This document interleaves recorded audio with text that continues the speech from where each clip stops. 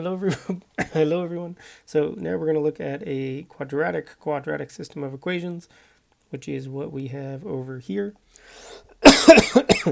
Now, whenever you're dealing with system of equations, first thing we're going to do is label the two equations, so we know which ones we're talking about when. And actually, maybe I'll change the colors so we know which equation we're dealing with based on color. So now the first thing we want to do is to actually rearrange these equations, if we can, to isolate for y. So in equation 1, if we isolate for y, this is pretty easy. We're going to get negative x squared plus 3. So all I did was take this and move them to the other side. So now this is our equation for the parabola. And we can see that our a value is negative, so it's going to be opening down.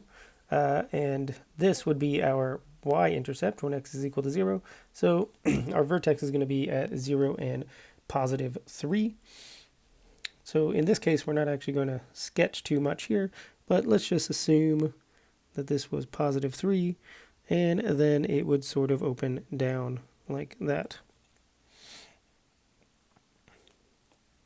Now, if we do this for equation 2 as well, we need to isolate again for this y, and in this case, the easiest way is just taking this to this side, which will make it positive. So we end up with y is equal to x squared plus 1.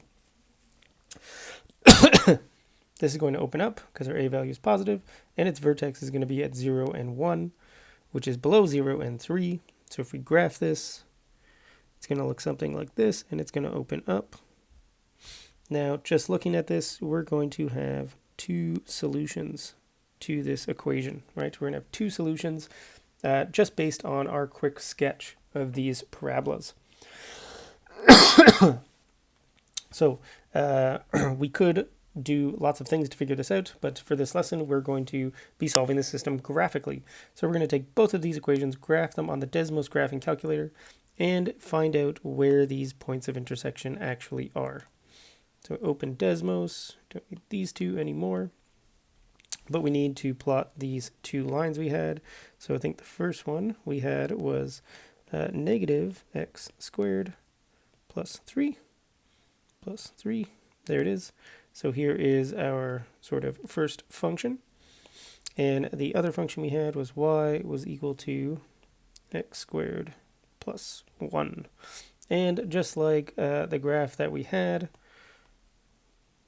make it look a little nicer, we can see that we have two solutions. And if we actually tap on those solutions, we can see that they occur at the x values of -1 and 1. So we have -1 and 2 and 1 and 2. Those are going to be our two solutions. So if we come back here, then our solutions are -1 and 2 and 1 and 2. These are our solutions. And you could check that these satisfy these equations by taking them and plugging them back in to both 1 and 2, and to make sure that they actually satisfy these equations. We're not going to check in this video. We checked in the last video, but you would essentially use the exact same procedure.